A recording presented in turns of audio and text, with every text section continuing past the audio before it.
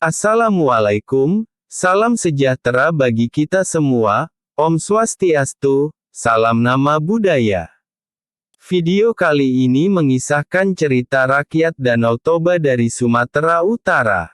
Cerita rakyat terkenal asal Sumatera Utara berikut dikutip dari buku Dongeng Nusantara, penerbit Bestari 2009.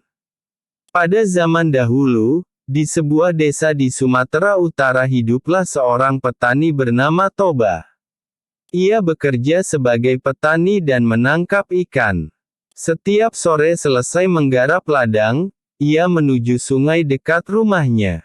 Namun hari itu amat sial, seharian ia duduk di tepi sungai, tak seekor pun ikan mau menyantap umpan kailnya.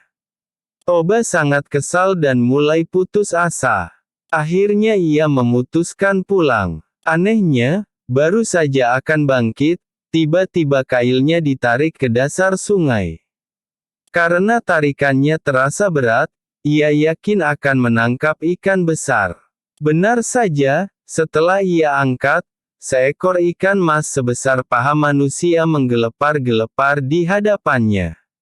Betapa senangnya Toba. Segera dibawanya ikan tersebut pulang. Sesampainya di rumah, sebuah keajaiban terjadi. Ketika ia hendak memotong ikan itu, tiba-tiba ikan tersebut dapat berbicara.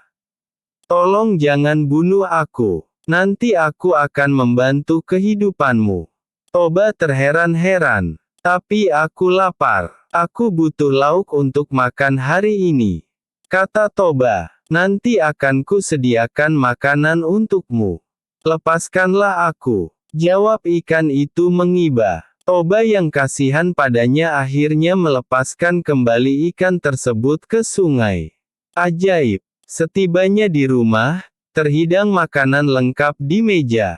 Bahkan di dapur ada seorang wanita cantik jelita yang sedang memasak. "Terima kasih kau telah menolongku. Aku adalah wanita jelmaan ikan itu. Sekarang aku mengabdi kepadamu," ujarnya. Wanita tersebut ternyata merupakan seorang putri yang dikutuk menjadi ikan.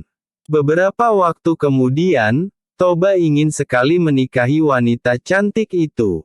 Wanita itu setuju namun ia mengajukan sebuah syarat.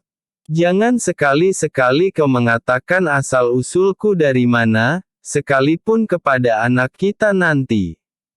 Bila kau langgar maka akan terjadi sebuah bencana."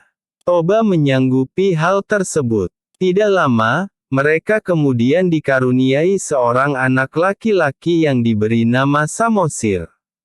Mereka hidup bahagia. Tetapi karena Samosir hidup dimanja, ia tumbuh menjadi anak yang malas. Bahkan tingkahnya cenderung nakal. Suatu hari, ibunya menyuruh Samosir untuk mengantarkan nasi untuk ayahnya. Karena dipaksa, kali ini Samosir mau melaksanakannya. Namun di tengah jalan, ia merasa lapar dan memakan makanan tersebut. Di sisi lain, Toba yang merasa lapar tak sabar menanti-nanti.